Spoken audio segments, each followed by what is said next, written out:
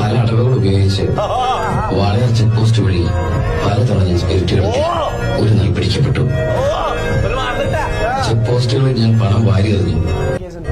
ഉദ്യോഗസ്ഥന്മാരിൽ ഭൂരിഭാഗവും എന്റെ മോനെ എന്തൊരു സ്കാം ആയിരുന്നു. സ്കാം ഓഫ് 2024 ആയിരുന്നത്. ശരിയായ സ്കാം ആയിരുന്നു. ഇവൻ പുറത്തുനിന്ന് ഫുഡ് വാങ്ങിയിട്ട് എനിക്ക് തരും.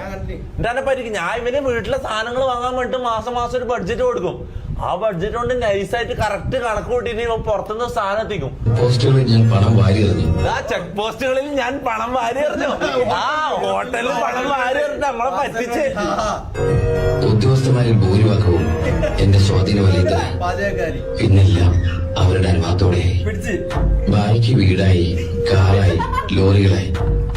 ഭാര്യയുടെ വലങ്കയായി ഞാൻ. അവിടെ പരമശിവം എന്ന പേരിൽ അറിയപ്പെട്ടു. വാളയാർ പരമശിവം. നോക്കടാ, റബ്ബർ ബാൻഡ് ഇട്ട പോലെ നിൽക്കുന്നുണ്ടോ ഒരു തടിച്ച സാധനം. എന്താന്ന് തിമിംഗല.